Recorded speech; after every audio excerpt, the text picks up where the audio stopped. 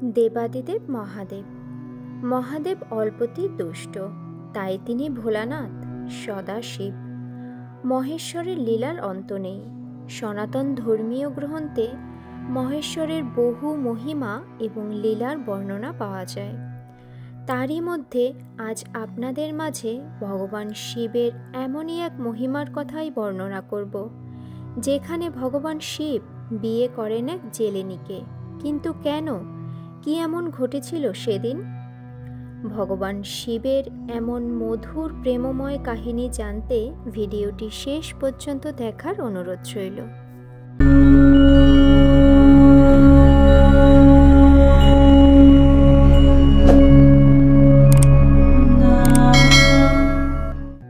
একদা দেবাদিদেব মহাদেব মাতা পার্বতীর কাছে বেদ ব্যাখ্যা করতে থাকেন। কিন্তু সদাশিবের এই বেদ ব্যাখ্যা এতই দীর্ঘ হয় যে এই বেদের ব্যাখ্যা করতে করতে বহু কাল কেটে যায়। একদা মাতা পার্বতী বেদ ব্যাখ্যা শুনতে শুনতে একাগ্রতা হারিয়ে ফেলেন এবং কিছুটা ধৈর্যহীন হয়ে পড়েন।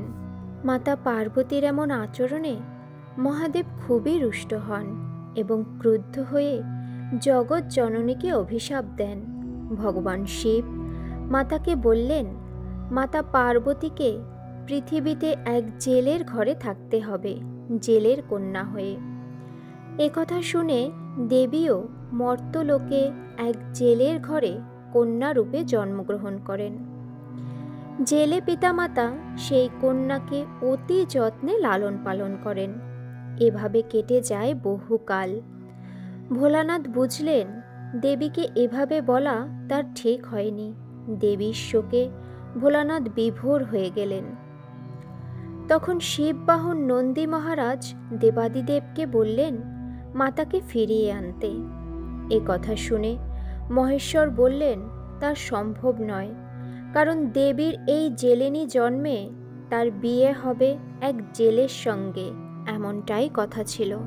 এ কথা শুনে নন্দী মহারাজ এক বিশাল আকৃতির তিমি মাছের রূপ ধারণ করলেন এবং জেলেরা যে সাগরে মাছ ধরতে যেতেন সেই জলাশয় গিয়ে তাণ্ডব করতে লাগলেন। এত বড় তিমির ভয়ে তখন কেউ মাছ ধরতে যেতেই পারত না। জেলেদের জীবিকা নির্বাহ বন্ধ হয়ে যাচ্ছিল প্রায়। তখন জেলেদের যিনি প্রধান তিনি ঘোষণা করলেন, যে এই তিমি মাছ ধরতে পারবে তার সাথে আমার এই অপরূপা তেজস্বী কন্যার বিবাহ দেব।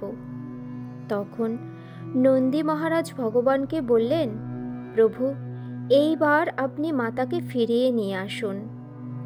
তখন দেবাদিদেব এক তরুণ জেলের রূপ ধারণ করলেন এবং সেই জলাশয়ে গেলেন তিমি মাছ ধরতে। তিমিরূপী নন্দী মহারাজও তখন জেলেরূপী মহাদেবের কাছে ধরা দিলেন। এরপর প্রধান জেলে অত্যন্ত খুশি হলেন এবং সেই তরুণ জেলেকে ধন্যবাদ জানিয়ে অত্যন্ত আন্তরিকতার সাথে অতিথি সেবা করলেন এবং বললেন, তোমার জন্য আমরা পুনরায় জীবিকা নির্বাহ করতে পারব এবং আমার কন্যার সাথে তোমার বিবাহ হবে। অতঃপর পুনরায় হর পার্বতীর মিলন হল। এই কাহিনী থেকে দেবাদিদেব এবং জগৎজননী মাতা পার্বতী তার সকল ভক্তদের এটাই বোঝালো, মনুষ্য জীবনে যেমনই পরিস্থিতি আসুক না কেন ধৈর্য ধারণ করা আবশ্যক। যদি ভক্ত ঈশ্বরে বিশ্বাস রেখে ধৈর্যের সাথে পরিস্থিতির মোকাবেলা করে তবে স্বয়ং ঈশ্বর তাকে পথ দেখাবেন। ভিডিওটি ভালো লাগলে লাইক করুন। এরকম আরও ধর্মীয় ভিডিও, পৌরাণিক কাহিনী, হিন্দু ধর্মের পূজা পাঠ এবং রহস্যময় মন্দির সম্পর্কে জানতে সনাতন জ্ঞান চ্যানেলটি সাবস্ক্রাইব করে রাখুন। ঈশ্বরের মহিমা সবার মাঝে ছড়িয়ে দিতে ভিডিওটি বেশি করে শেয়ার করুন। হর পার্বতীর ভক্তরা অবশ্যই কমেন্টে পার্বতী পতি হর হর মহাদেব লিখে জয়ধ্বনি করুন। ঈশ্বর সবার মঙ্গল করুন।